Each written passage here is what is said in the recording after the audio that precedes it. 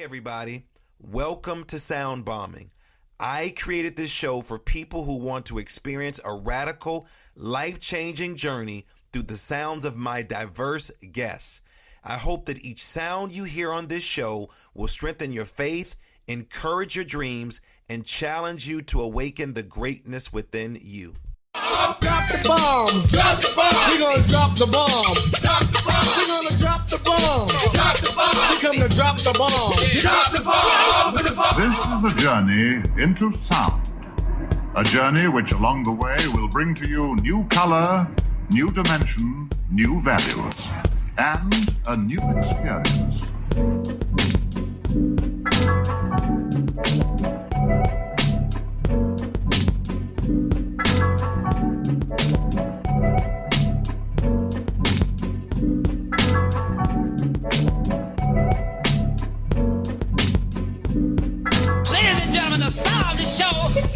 LaMarr Darnell Shields.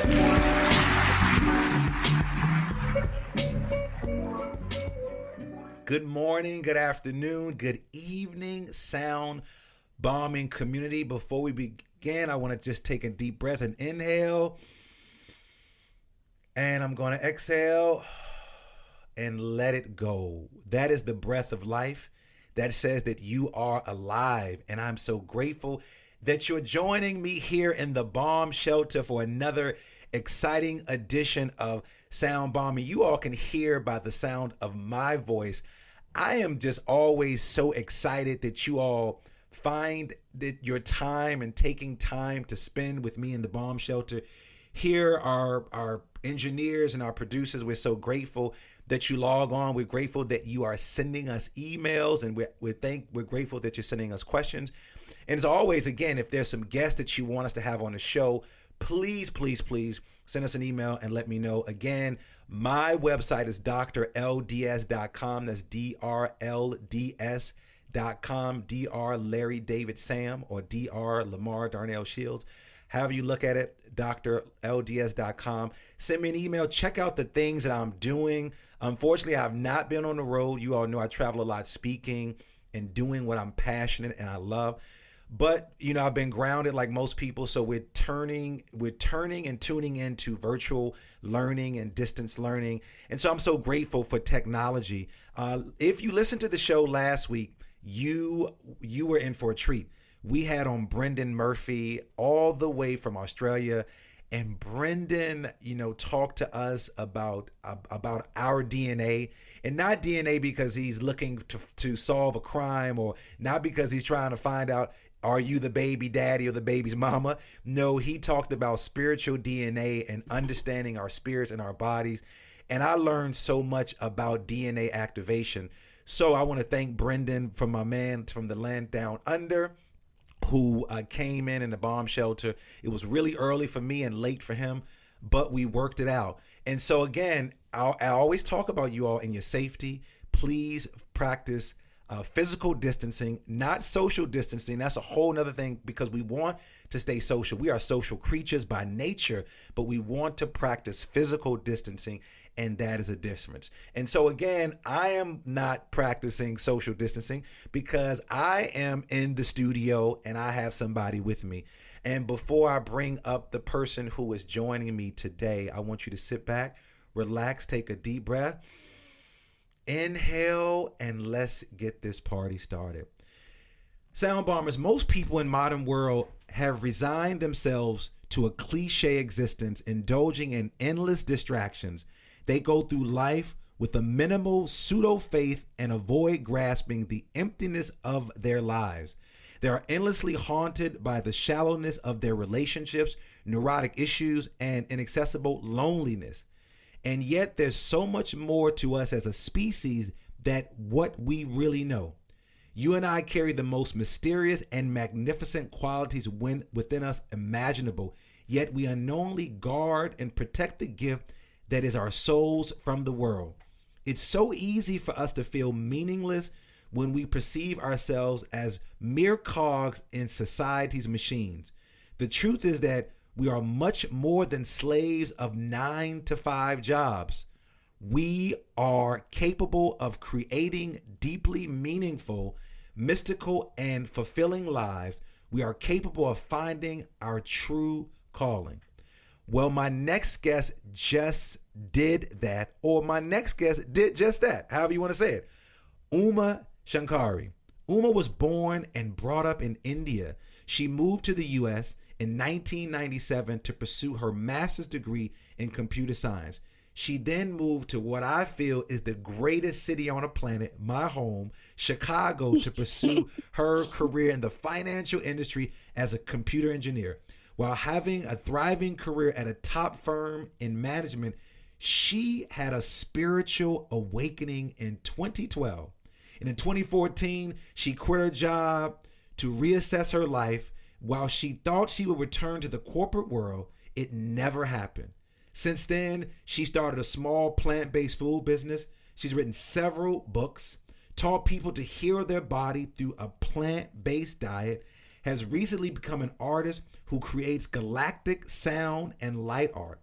But her seminal work is The Lion's Wisdom, a channeled text toward awakening human consciousness, embracing our oneness with the human heart. In this channeled text, a wise lion distraught by the condition of the world and its people tutors a human spirit about the part we all play in creating and preserving balance and harmony.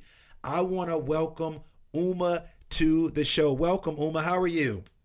I'm good. Thank you, LaMarr. Thank you for having me here. And I'm really excited. And thank you for a thorough explanation of all that I do right now. So thank you again. Uma, you are doing some amazing things. So I wanted to give you that opportunity. I wanted to really elevate the work that you're doing because, again, I read a lot of the things that you were doing. I actually tapped into the book this morning, so I have some questions about that. But before we get into the work, one of my former roommates when I moved here in Baltimore is from India. Her name is Shareka Pillai, and I used to love the story that Reka would tell about coming from India. And I went to Grambling, and we have a partnership with India called Gandhi Gram. And so I almost had an opportunity to go to India, but I think at the time it was the late 80s, early 90s, I think that there was a war or something going on that didn't allow students from this country to go there. So before we get into your work, tell me about your transition from India to the United States. What was that like? Well, I would say it was very funny. I tend to share the story with a lot of people, and they end up laughing so hard that it's, and I haven't shared it in a long time, so it's good memories coming back. So when I came to US, I had never boarded a plane. I lived in a big city, and I was a regular middle-class Indian family, growing up in the 80s and 90s. So really not a lot of, exposure to what we call, what we think is very normal in the Western world. So when I was young, when relatives would come from small towns to visit us, we would go to the airport, stand outside the airport. There will be the fencing and just sit and stare at the airplanes. That was something that I did when I was growing up. So I never thought I would board a plane in my life. And here I was for the first time coming to Chicago from 100-degree weather. And all the people that I knew, and reached out in the U.S., who had moved to the U.S. from India, said, you need to buy everything you need.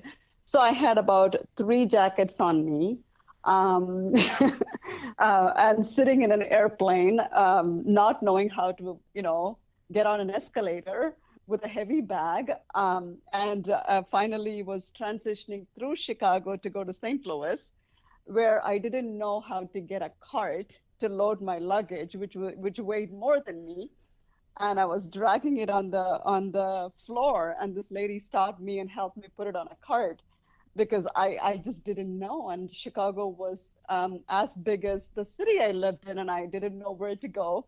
And I was up the escalators, really lost. And I went to a lady who is from the South Side, and I went and asked her, hey, how do I go here? And she told me, and I couldn't understand American English. And to put it on top of it, you have the South Side, sort of like the slang on top of it. And it was one interesting experience, and I had everything from curry powder to napkins to oil to you name it, plus the three jackets I was wearing, and I was hot as hell. And somehow I landed in the St. Louis airport. I didn't even know that I had to catch another flight from Chicago to St. Louis because I didn't know the difference between Chicago and St. Louis. And today I have traveled about close to 30 countries. I love those stories, Uma. I do a storytelling series called Shortcuts, and it's a series where basically we create an opportunity for people, in particular people of color like yourself, who share Hmm. a story about whatever the theme is. And I mean, we've Hmm. done stories for teachers, for women, we've done stories for the LGBTQ community, but we did one called Coming to America, Uma, and it was about immigrants who migrated to this country. And I'm listening to you and I'm laughing because I remember one of the storytellers who was from Belize who was so excited to come to America. And just like you, she had all the spice. And it's funny, 'cause I love Indian food. That's a whole other conversation. So I'm smelling, as you're talking, I'm smelling the curry. I'm looking at everything that you have. And so I think about Raquel, who's from Belize, and she gets off this plane and she gets to the escalator and she stands there, and the crowd, people didn't get this because the people she was talking to were from this country. So she stands at the escalator and she wonders, what the hell am I supposed to do? Why are Hmm. these stairs moving? They should not be moving. And so to hear you say that you got there, and then you said the South Side with the slang, because I'm from the South Side of Chicago, so I'm just looking at you. I'm thinking of Coming to America, which just came on recently. I'm thinking of all of these individuals who are from other countries. But that's a great story, and I'm sure that story really started you on your own personal journey as it relates to your spiritual growth, coming to another country, what that was like being a person who is a person of color, but look different from the people of color on the South Side of Hmm. Chicago and things of that Yep. nature. So I really Yeah. appreciate that. So in the introduction, I talked about you having this great career in the field that you were in. And then all of a sudden in 2012, you had an awakening that led you to leave corporate America. Now, what I do understand, let me just back up. I understand Indian culture. I Hmm. understand African culture. And what I mean is you're turning to your parents and saying, I'm leaving this field, you know where I'm going with Hmm. this, to then travel to do Yep. it's like my Nigerian friends. Like I have a Nigerian friend, she says, well, my brother is a doctor, my Hmm. sister is a lawyer, and I'm a comedian, and I'm the Hmm. black sheep of the family. Yep. So Yep. talk to me in 2012, what actually happened during that time when you So, had to shift? yes, even before 2012, I'll tell you one thing. People come to me and they say, "Oh my God, Indians are so smart," and they think it is a really it's a compliment. To me, it's not. It's not. It's not to belittle someone that is saying that. I really don't think any particular community or culture can be singularly smarter or outsmart anybody. That's a very bleak world we live in. And growing up in the Indian culture, I can only tell you the pressure kids get from their parents to be the best, to be an engineer, to be a doctor, to be this or that. And it really stilts the growth of the child in its creativity. And it's a really sorry state of the world we live in. And when I hear that, it really I hate to say it, but this is how it irritates me. People think I should be so jumping out of joy that they're saying that the Indian culture is such a smart culture. There are a lot of smart people in Indian culture, don't get me wrong, but that doesn't come from education alone. Education is just something that you get slapped on because you are expected to do it. So, to go into what you're asking, my mom, who passed away last year, has always been very courageous, a very enterprising woman. So when I left for Chicago or the U.S., she was like, "Yep, you can go."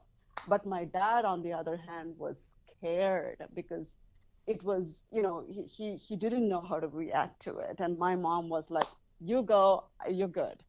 And when I left my job, it's so funny. My dad was the first one to say, "Well, why?"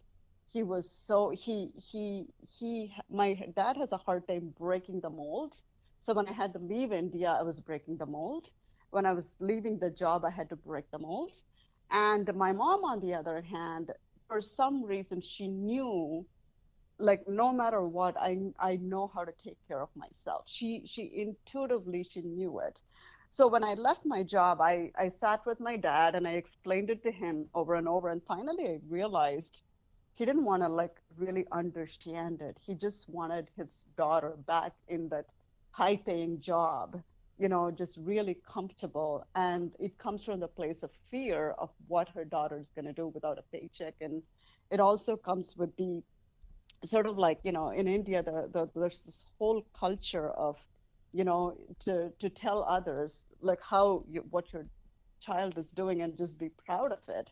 And I think that is coming from the lack within ourselves, that we have to pride ourselves through our children. It's good to have pride for our children regardless of what they do, but to be proud of our children just because he or she went to Harvard, or he or she is a doctor. And so what if someone is a janitor, that the mother or the father is not supposed to be proud of them? It's sort of like that kind of culture. It's really hard for me to digest. But so my dad had a really hard time. So I have a very strong connection with my dad, and I was very scared to tell my dad this. So once I got through it, I just looked at him and I thought, you know what? I really don't care. I don't care what you think. I love you, but I don't care what you think, because you are your own person and I'm my own person. And I have to cut this codependency that we have, that you need to derive something from me and I need to derive something from you. I didn't tell that to him explicitly, but that is where I came to a point and I stopped caring what he thought about me. And it also eventually led me that, when you stop something, it doesn't just stop you from just with the relationship with your father. It just stops a whole bunch of things that you go into agreement with culturally. So I literally, like, I cut it off. And I started my rebelliousness even earlier, because I have remained single in an Indian community where being married is such a huge thing. I know I've gone to an And Indian wedding, and believe me, you all know how to, as the kids say, turn up. party. Party. Yes, Yeah. you do. Yes. And you missing out, Uma, you missing out on all of that? Exactly, What is So, wrong with you? what is wrong with me? Yeah. So I have broken a lot of things, and breaking those rules were not just for the pure sake of rebelling. All those breaking of the rules came from my own intuitiveness on what I wanted, and it was just the awakening uh, to myself rather than a daughter of someone, or a sister of someone, or from an Indian culture. I really want to break this identity that we all have with a country or a race or a language, because ultimately we are a divine being. So where do you And where do you get that spirit from, that rebellious soul? Because you're going against not only just your mother, I mean, not only against your father, but you're going against a culture who tells little brown girls like you that you mhm, can't do those things, that you should be married, that you should have kids, you should get a career in a certain field. We know there's certain fields that folks from Indian culture go to. Where does that mhm. rebellious soul come from? And then how is it the soul or is it the ego? And can you sort of explain the difference between the two Yes, of those? I will. One of the things I really I really think is, I think I got the best from both my parents. My mom was extremely rebellious. She lived her life the way she wanted to. And I think a lot of families don't do this, but my parents had a separate bank account. My mom worked as a teacher. She literally knew the entire city in the back of her hand. So besides, and my dad was sort of like the opposite. He never really wanted to rebel against anything. He was such a conformist. But I don't think it's either one. What really happened is it happened to me organically. Rather than saying, it's the ego that did it or the soul that did it, I think my path had been paved for me. I was not a rebellious child when I was younger, although my mom would disagree if she were alive. In my perception, I was a conformist because My sisters went and did everything that they wanted to do. I never did. I followed exactly the rules that were played by. But one thing I was sure is that the minute I knew that I wanted to come to the US, like one of my friends was writing for GRE and I asked her, "What are you doing?" And she said, "I'm going to the US." And immediately I decided I was coming here. It wasn't like trying to rebel or oh my God, this is the ego. I think my soul had a plan for me. And when I came to the US, it was a very lonely existence for me. It was not an easy existence. Immigrants go through a lot of depression, a lot of isolation, a lot of separation because they don't know how to really merge within the community because there's not very many outlets. So for me, I would say it was probably a soul journey because who I am today, I mean, at the core of, I still have a compassionate heart like I was young, but I think I'm more resilient and much more stronger than I ever have been in my entire life. And that is partly my soul growth and evolution. And also, when you're really strong in your spiritual evolution, it doesn't matter what anybody is thinking.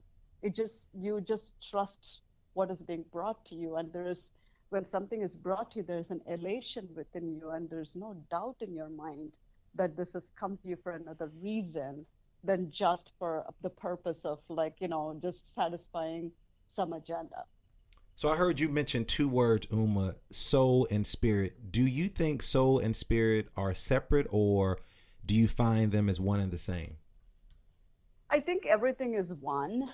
I think, but because we live in such a three-dimensional world, we need to understand the different aspects of ourselves so that when it comes together as one, we understand it.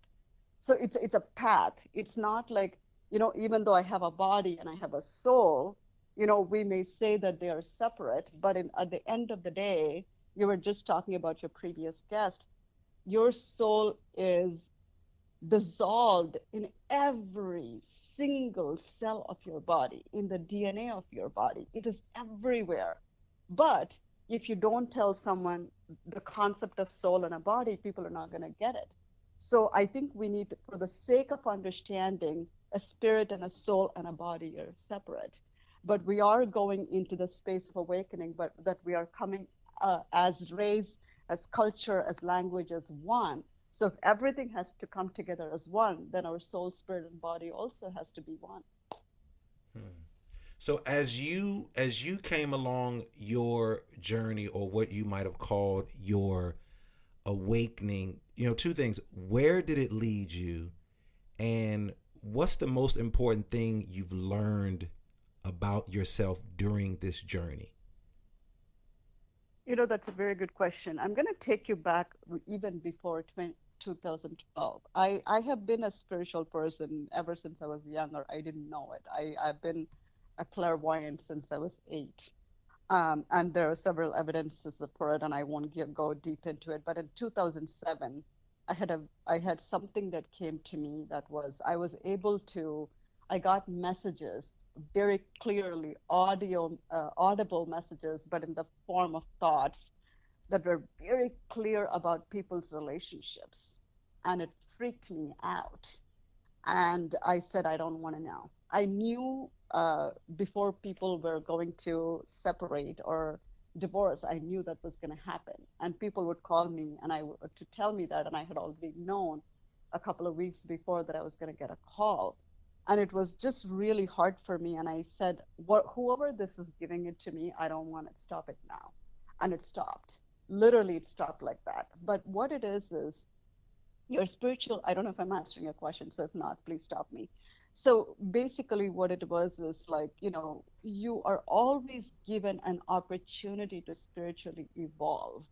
It doesn't happen at one moment. That one moment that really happened is where you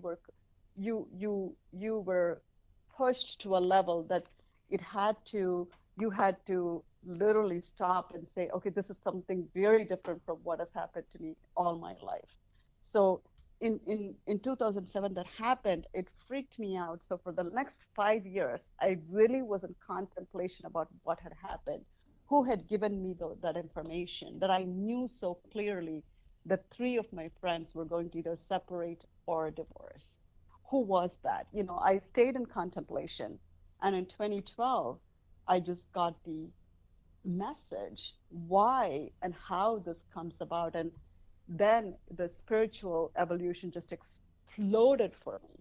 It just really exploded in the form of energy healing. And, energy healing was the first thing that I did in 2012 that led me to really believe in myself as a divine being and the first step towards my own divinity. But what elevated the conversation was I was sitting on, I once I did a lot of energy healing, and one day I was sitting and I was like, I need to understand love. I just spoke it out loud. And I went into Amazon. There was a book that was staring in my face. It was called The Book of Love. Um, it's a book by Paul Selig, The Book of Love and Creation. The reading of that book catapulted my divinity to a higher octave than I could ever have contemplated, I ever have understood. See, the quantum nature of spirituality, when it hits you, it just shoves you, not to hurt you, but to give you a jolt of like what is really waiting for you on the other side. I don't think any of us can miss spiritual evolution. Even if we're probably not paying attention. That's the only thing. I don't know if I answered your No, question. you did. So, it's talking about paying attention. What are some tools that are in your toolkit that you can share with our listeners that we all have that we use to sort of tap into that sort of spiritual connection? Because I too feel the same way. I created this show Sound Bombing to highlight, I think, some of the high achievers. When I say high achievers, I'm not talking about people who are financially Mm-hmm. stable. I'm not talking about people who are making all this money, but I'm just saying they are in tune and connected to their gifts and they want to share them with others. What are Mm-hmm. some tools that you can share with our listeners to tap into that? And then the other Mm-hmm. part is, what you talked about, this word fear. What do you do when you feel scared or overwhelmed by the Mm-hmm. spiritual guidance or the messages got that are coming to you? got it. So first of all, I want to say there is no one cookie cutter way. The more we go into one cookie cutter way, that is where we're going to go back into the three dimension and kind of trying to figure out, oh, if that works for that person, that has to work for me. What is so amazing about spiritual journeys is it is being given to you. It is put on a golden platter and served to you. It is really about paying attention to what is being served to you. And to be honest with you, some of the things that are really amazing that we kind of miss is the worst things that happen in our life. The worst things that happen in our life sometimes become the best things for ourselves. Because, I would like to say, well, get up and do meditation every morning, but it's really not gonna jive for everybody. For me, my evolution was really listening to something that was knocking at my door. In 2012, when I had the spiritual evolution, my guides were literally kicking my butt and saying, you need to go and do you have to go and do some body work. I was resisting. At that point, I didn't even know what body work was. I could have easily said, this is some kind of thought, and I could have let it go. But it was so strong for me. I thought, okay, I'm gonna go and do some body work, and I'm gonna realize it's the most, stupidest thing I have done in my life, and I'll be done with it, and I can move on with my three-dimensional way of life. Guess what? That body work awakened my senses. So everybody's spiritual journey, something is pushing you to do something. Listen to your intuition. Listen to something outside of yourself that is trying to communicate with you, because that is your first step towards evolution. And then along the way, someone or something could come and give you a tool. But unless you are present to yourself fully, other things, what others are going to tell you, is only going to become a tool, just like, okay, read this book, look at this PowerPoint. Okay, but they are only going to give you the what you need in a very linear fashion. Spiritual growth is an exponential and quantum jump.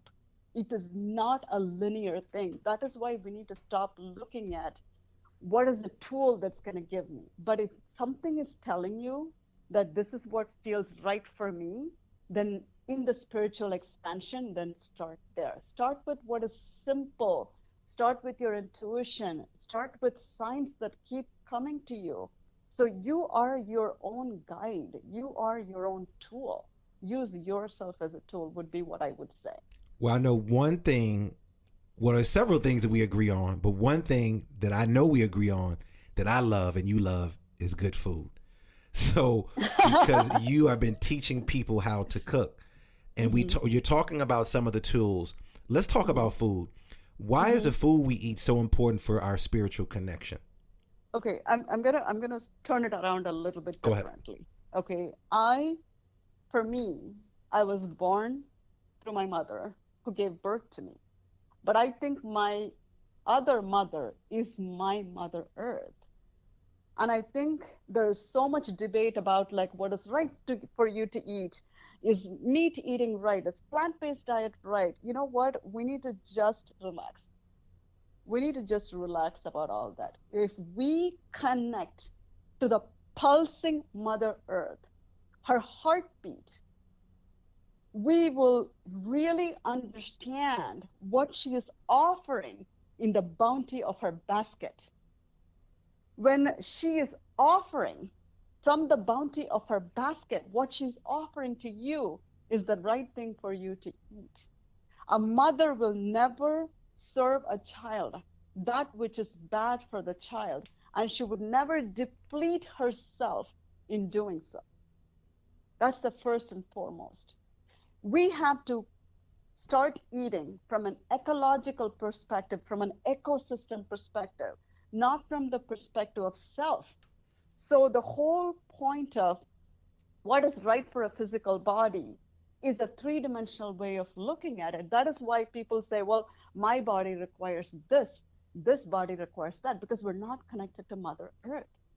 Mother Earth, depending on where you are, she has automatically created a garden and a bounty for you to enjoy, not to take, but to give what she take what she gives you. That's the first and foremost. When you start from there, all this thing about like what is right for me, what is right for you, I grew up, all that is going to disappear. Because in your three-dimensional way of eating, your physical body requires something that is true to your physical body. But when your physical body evolves into the quantum body, your quantum body requires something that is aligned with what the Mother Earth is offering you. So I want to stop you there for a second. I want you to explain to our audience the concept of quantum body, quantum physics, because you mentioned this word on several occasions, and Brendan Murphy, who I had on recently, he discussed the word. I know what it actually means, but can you unpack that word for us? Because you're saying quantum body. So in the latest book I'm writing, they call it a meta body.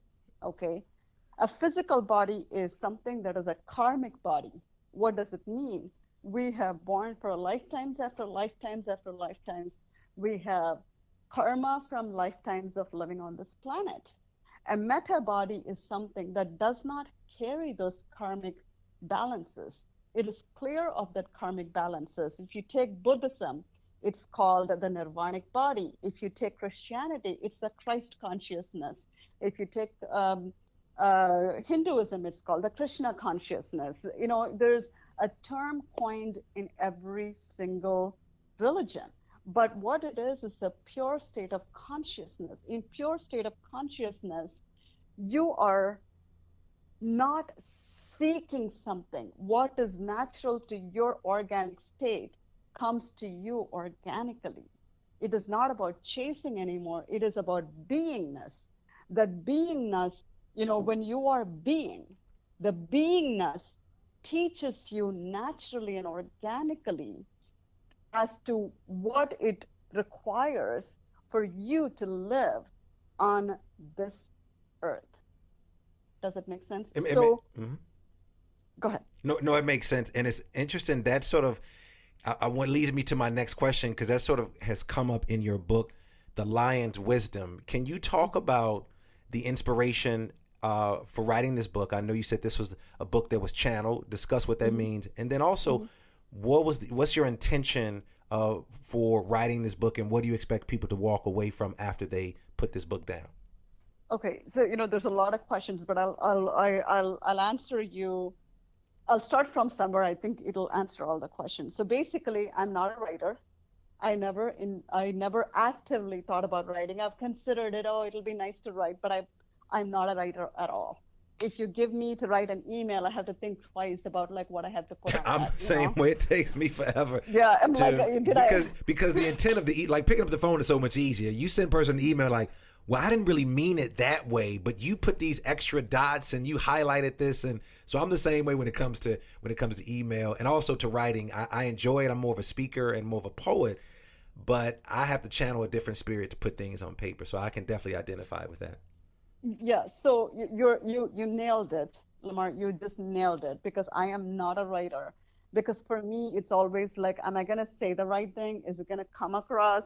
Even when writing an email to you, I'm like, I hope he doesn't, there's so much in it. But what happened is, I mentioned to you the book of love and creation. So the author of the book had a seminar here in Chicago. So I went to be part of it. And, I stood up on the second day and I said, what is my purpose? And the guides laughed and said, you all want us to hand over what your purpose is. Understand that you are in the way of your own purpose. And I said, okay, all right.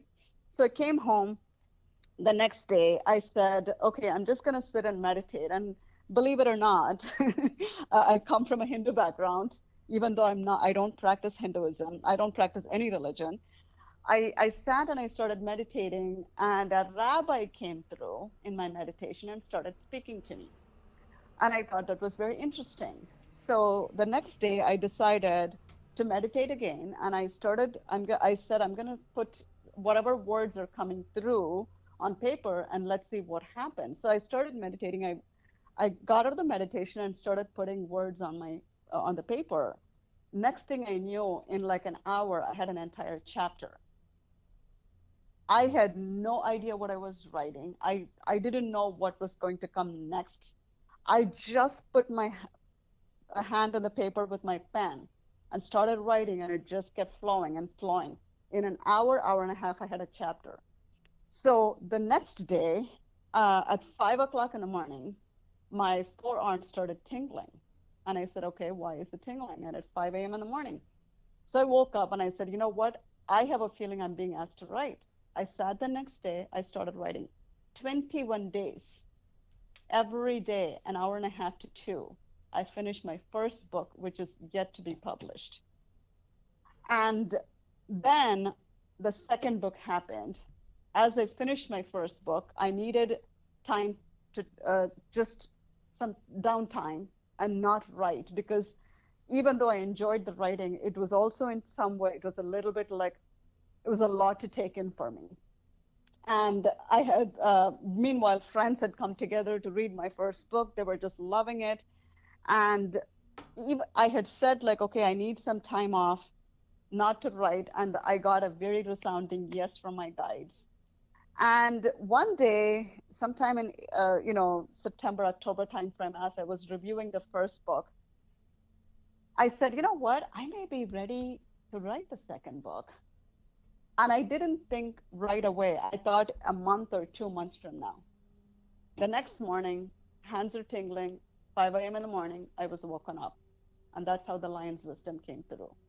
And the lion's wisdom, see, for me, it's not about, how do I even say it? It's about really shifting the human consciousness. That is my primary goal. And as part of the Lion's Wisdom, once the book was released last September, I created a nonprofit, which is still not, it has still some more work to do, but I created a company called Positively Yours, with the PAWSI, Positively Yours, which is the last chapter in the Lion's Wisdom, to really serve humanity. For me, I I I am learning more about abundance. I would like to be abundant in a way that I am also able to give back to humanity for humanitarian causes where it's needed. And also, if it doesn't have to be just in the form of money. It is in the form of wisdom. It is in the form of art. It's in the form of a radio show, a podcast such as yours, and whatever form that is. And I don't want to really contain it. This is all I'm going to do, because my work has been evolving at such a fast rate. Even I don't know what it's going to go next. And I have a certain roadmap, but I don't have an end or a destination, if that makes sense for you. Makes a lot of sense. It was interesting when I was reading the excerpt from your book, The Lion's Wisdom. I started to think of the movie The Life of Pi, and I was thinking Yeah. about the life of Pi and this Hmm. tiger, and then Hmm. I was thinking of this lion. Is there any similarities that you feel between that particular film or that particular writing and the Lion's Wisdom I, of your book? you know what? I haven't read The Life of Pi, but I'll tell you what I have read though. There is a book called Ishmael, and I've read Ishmael a while ago. Ishmael is a very amazing book on what it is about Mother Earth and what we have done with Mother Earth. And I think the author passed away. It's a fantastic book. And people who have read my book, even though, like for me, my channeling doesn't really know what's going to come, but some people have made the comment it sounds like Ishmael. In Ishmael, it's a gorilla that teaches a man on what life is. In this book, the lion is inculcating his wisdom and what it is to live on Mother Earth. He doesn't speak as a lion, even though he speaks from his perspective. He really has a very balanced view of what it means to live and share this planet. I know besides being a writer, you are an artist. Can you talk to me about galactic sound and light art? What actually is that? Well, LaMarr, to be honest with you, I did not know what it is until it started coming to me. As part of the sixth book, I was told that I'm going to be downloading codes. Now, even though I've written six books, I am just starting to get comfortable with channeled writing. As I'm getting comfortable with channeled writing, all of a sudden I hear I'm going to get codes. And I was like, okay, I was a little scared, to be honest with you. So the day when it came that I was supposed to download the codes, I sat and I was like petrified. And I said, you know what? One thing I heard was this is going to be the metadata. And I didn't know what they meant by metadata, my guides. So I said, okay, I'm a computer engineer. I know what a metadata means in terms of a hard disk. So I said, since I understand that, let's go.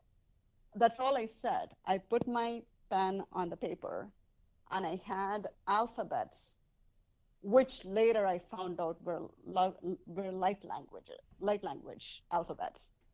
And it evolved into sound alphabets as well. And I gave it to one of physicists, and I said, "Do you know what this is?" And he said, "It seems to be light language." So one of the things I do is I don't go outside of my work and start to verify, because the minute you start verifying, you're putting yourself in self-doubt. I just allow whatever comes to come. So I started my artwork on December 23rd. By December 29th, I knew intuitively I was supposed to go and start drawing. I went to the CVS around the corner, bought a drawing notebook, had a black marker, and started drawing. And in literally an hour, I had 5 diagrams that were drawn on a piece of paper. And then it evolved into metallic colors, patterns, and now live animals are coming through in my drawing. So basically, what this diagram is, the black paper is our karma that needs to be released, and the metallic is the light that comes into the image, and the patterns are actually the sound that the universe contains, the pure consciousness contains, which is also called the metatones, which are coming through the artwork. So the artwork literally is a galactic metatonic metatonic sound and light art. And this all was given to me as I was downloading this work. Between January 2nd and today, I have done about 200 to 250 artwork. And you have to know one thing about me. I'm not an artist. I've never used a paintbrush. I've never used paints in my entire life. People who have seen this artwork are blown away because it seems like someone who has always known how to draw is drawing. Every step of the way with the evolution of my work, I know exactly what to buy from the store, what colors to go and pick, every single step of the way. As I'm attuned, I am walked through. This is how gifts can be brought out from our physical sense. We don't have to go and learn something brand new, although we could. It doesn't mean that learning from outside is bad, but there's so much within us that has been unexplored, like Mother Earth's deep crevices. And Uma is doing a good job of articulating this, and I don't think I can even articulate it as great as she has. But even though she's articulating it as with the language that she has, it's beyond a language. You have to look at this artwork and experience it. It's going to be on my page and it'll be on her page, but it's everything that she says. You can really feel the vibration coming through just looking at it right now in front of the screen, the colors, the designs. You can feel your vibration being lifted. And I encourage you all to check out her artwork. It's amazing. Uma, I can talk to you forever. You have definitely awakened something in me. I really appreciate you for spending some time with me. But before we get out of here, because I want our listeners to stay in contact with you, I want them to pick up copies of your book. I want them to see the great galactic sound and light art that you're doing. How can our listeners get in contact with you? It's definitely go into my website, www.umashankari.com, which is UMASHANKARI.com. And there should be a form for them to reach out to me. Otherwise, they can literally drop me an email at uma@umashankari.com. Now, before uma@umashankari.com. Now, before you get out of here, we have to play what I call the super bomb questions, and I have to let people know I did not send her these questions ahead of time, and so she's going to respond as quickly as possible. And I am going to start right now. You ready? Yep, let's go. All right, here we go. Uma, what is your favorite word? Consciousness. What is your favorite quote or spiritual verse? Oh, I have to. You know what? The person that comes to my mind is Nelson Mandela. Okay. It is about unity and consciousness. He stood for the apartheid to end. That's what comes to me. What's your superpower? My superpower is being in the physical body, knowing that I can be in multiple dimensions. What's your spirit animal? My spirit animal is the lion. I knew you were going to say that. What brings you to tears of joy? Seeing humanity rise from what is to what can be. What brings you to tears of sorrow? A child being tortured or treated badly. What do you wish you had more time to do? Actually, now I have a lot of time to do. I wish, at the moment, I won't be able to answer, but in normal times, I always wish I had time to do more artwork. But now that we are in lockdown, I'm doing a lot of my artwork. Okay. And which you all can check out on her site because it's amazing. Give me your 3 things you do in your morning routine. Just 3 things. I wake up in the morning and do yoga for like an hour. I do celery juice in the morning after I do my yoga. And once I complete that, I sit and read and edit my 6th book, which is Awakening the Buddha Consciousness. And once I'm done with that, I sit and do my drawings. If you were in the Miss America talent competition, what would your talent be? My talent would be to embrace your body without having to flaunt it. Uma, you were amazing. People, I told you you were in for a treat today. So thank you for tuning in. Uma, thanks for joining me today. Thank you. Thank you so much, LaMarr. I appreciate it. And I would also like to thank my engineer, Alec Blanc, and my producer, Kimberly Peterson, Supremacy, for our theme music.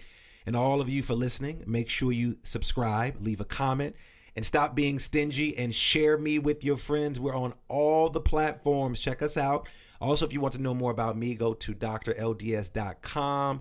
And as always, believe that something wonderful is about to happen and that some people miss the message because they're too busy looking for the mess. I hope each spiritual question and answer we've shared in this post has helped to show you that you are not alone, that whatever you may be going through, there are many, many other people who can say that's exactly how I feel or I've been there. Thanks for tuning in, and do something for someone other than yourself today. You've been listening to Sound Bombing. Peace.